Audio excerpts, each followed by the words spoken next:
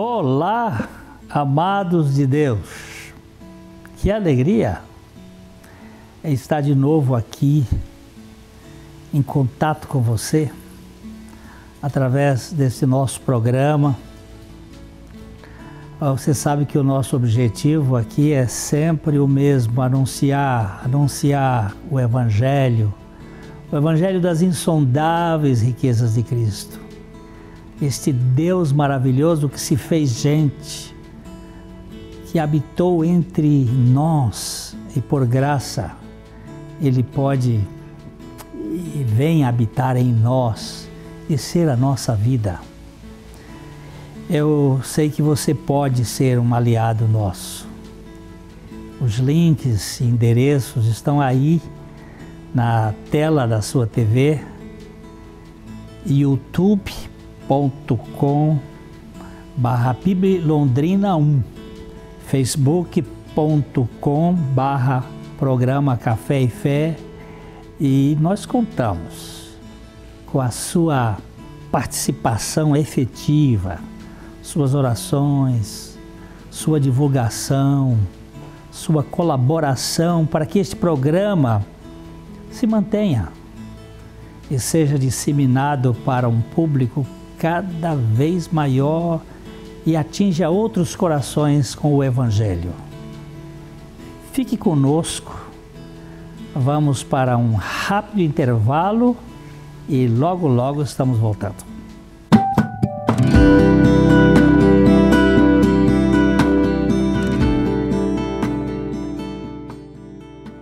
Olha aqui.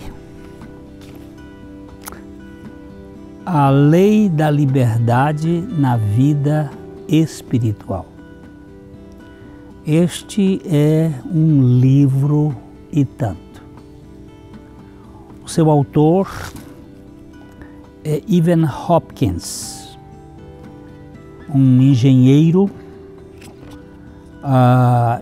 que foi fazer um curso de especialização na Austrália no século XIX, e ele teve uma experiência genuína de conversão com Jesus Cristo, e ele se tornou um dos grandes pregadores do Evangelho no final do século XIX e até os 20 primeiros anos do século XX. Este livro está em domínio público e nós pedimos a autorização para traduzi-lo e publicá-lo porque ele é muito precioso. A lei da liberdade na vida espiritual.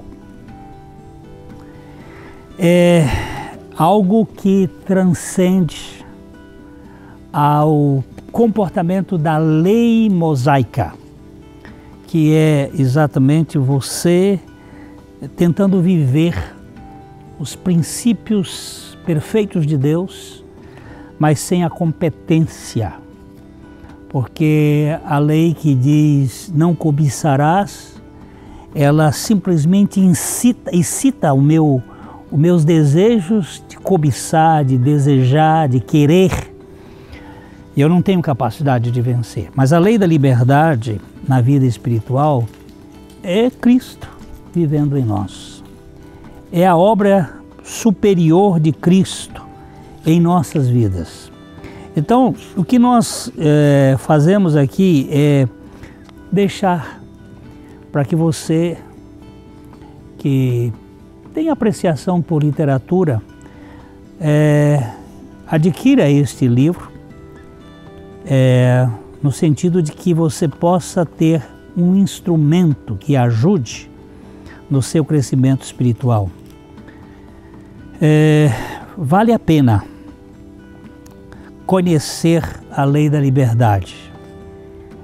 Nós somos pecadores incapazes de viver a vida cristã, mas a vida de Cristo em nós, ela gera liberdade, não libertinagem.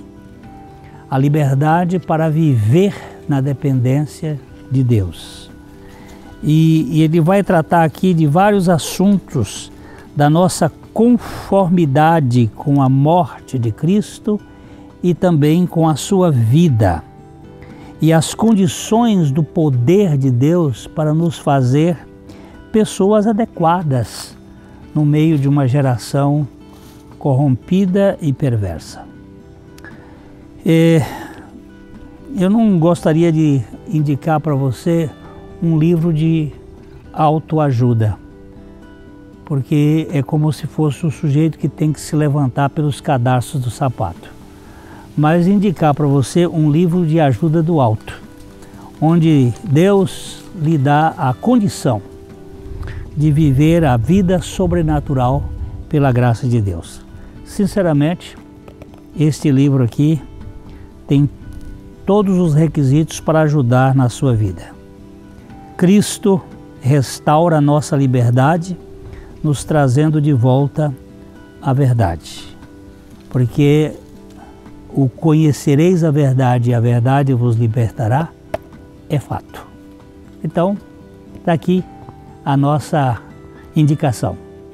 Um bom livro para a sua estante. Boa leitura.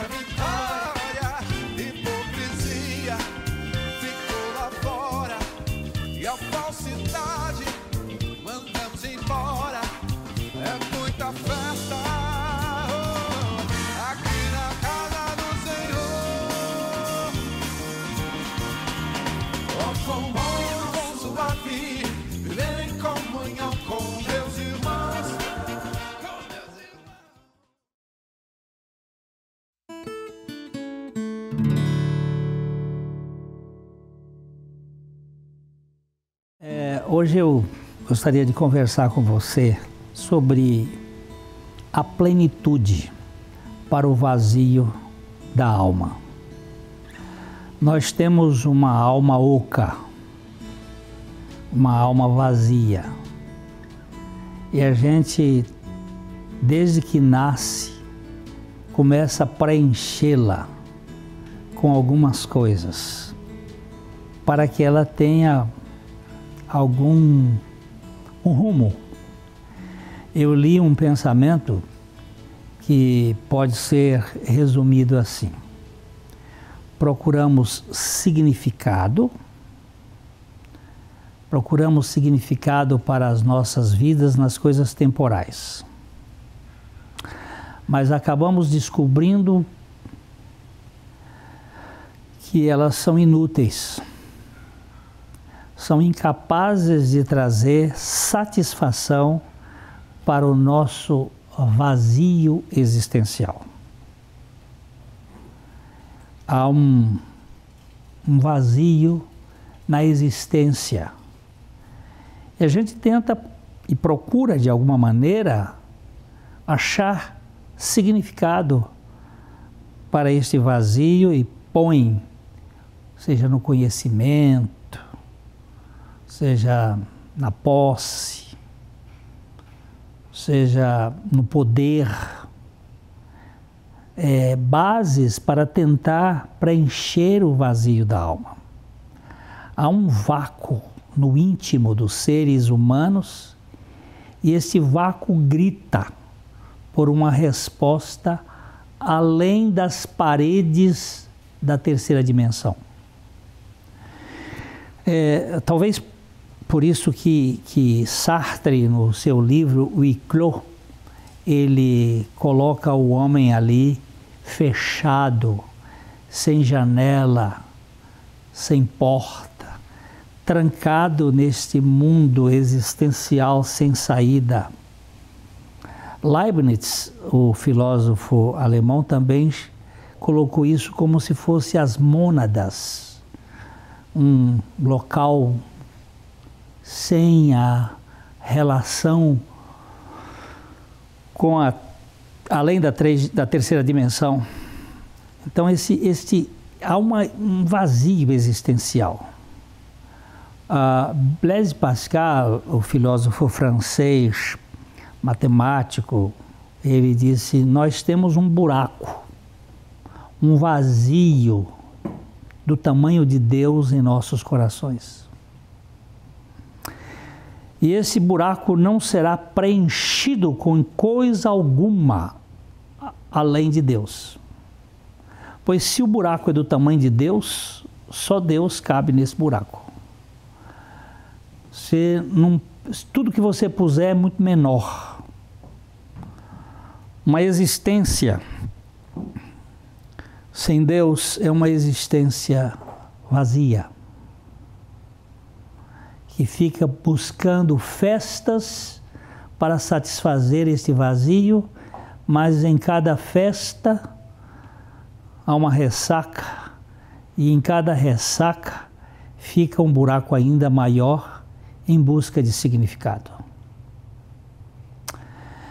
É por isso que há uma insatisfação profunda naquele que ainda não recebeu a Cristo como a sua única revelação de Deus, capaz de satisfazer a fome de significado da sua alma. Eu não estou falando de religião, por favor. Nós estamos falando aqui do Deus que se encarna para buscar gente que está encarnada com a ideia de querer ser Deus, que vive querendo ser o centro do universo. Nós vamos ficar sempre descontentes e procuramos nos contentar com tudo aquilo que for apenas temporal. A nossa carência de cunho eterno não pode ser satisfeita com aquilo que é temporal. Ele pode ser uma muleta, pode ser um amparo por algum tempo, mas não dá significado verdadeiro. O pão pode saciar a fome física, mas só o pão espiritual, que é Cristo, pode compensar o vazio da alma insatisfeita. Isso não é uma figura de linguagem, isso é uma realidade. A vida biológica, se bem nutrida, pode sentir-se bem, mas a vida emocional, se não for bem mitigada, acabará numa angústia crônica de proporções alarmantes. Aí vem as depressões, as frustrações, as angústias, porque a sua alma está buscando alguém que satisfaça. C.S. Lewis escreveu um livro muito interessante. C.S. Lewis é o autor das Crônicas de Nárnia, que é mais conhecido, mas ele tem um livro que é a saudade de um país distante, a saudade de um país que eu nem conheço. Eu tenho saudades de uma realidade, de alguém que faça, que traga satisfação à minha alma. E se eu não encontrar isto, eu vou ficar desesperado. E eu insisto aqui em falar que só Cristo pode matar a fome da minha alma, da sua alma. Eu não estou querendo que você mude de religião, mas que você conheça Cristo não como religião, que você conheça Cristo não como um filósofo, não como algo de ser um mestre, mas como o seu Salvador e Senhor, aquele que dá significado à sua alma, que carece de significado. Eu conheci um jovem que queria ser muito rico. Ele tinha uma ambição muito forte. Achava que se ele ficasse rico, ele seria a pessoa mais feliz do mundo. E nós conversávamos algumas vezes, ele ia lá no meu gabinete e a gente conversava e ele sempre almejando e falando desse desejo. Ele era um jovem trabalhador, esperto e acabou ficando rico, muito rico. Mas eu nunca o vi feliz. Hoje ele está sempre reclamando de tudo. Eu, como me encontro com ele, agora já com os seus 60 anos, eu vejo um homem insatisfeito.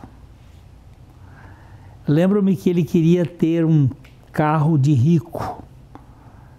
E quando eu encontrei com um carrão desses de rico, ele estava ali se lamentando que o carro não preenchia as suas expectativas. Era um carro espetacular da época, mas ele tinha o carro, mas não tinha satisfação para usufruir do carro. Não foi a sua resposta seca. Não tenho satisfação. Não tenho satisfação. O que quero agora é uma Ferrari. Enquanto eu não tiver uma, eu não ficarei contente. E foi aí que eu lhe disse: você nunca será feliz com nada desse mundo, pois a sua carência é bem maior. E nenhum bem terreno poderá compensar o vazio de sua alma insaciável com o que é terreno. Eu soube que ele comprou uma Ferrari e depois vendeu, porque o que ele estava procurando não satisfazia, não dava sentido. Você me espera que daqui a pouco eu vou voltar para a gente conversar.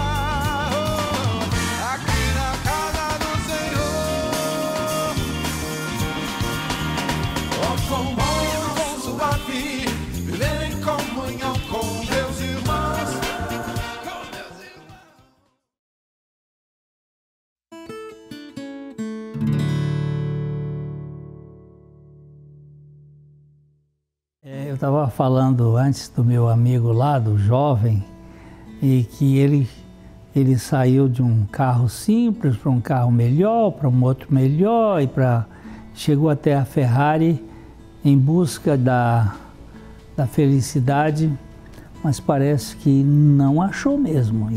Então eu disse que eu falei com ele outra vez: você nunca será feliz com nada desse mundo, pois sua carência é bem maior que a terra possa preencher. A Bíblia afirma que Deus pôs a eternidade no coração do ser humano. Logo, só o que é eterno pode preencher o sentido da vida. O que é temporal serve por um tempo, mas não satisfaz. Eu fico sempre buscando e procurando, querendo receber alguma coisa que dê realmente satisfação.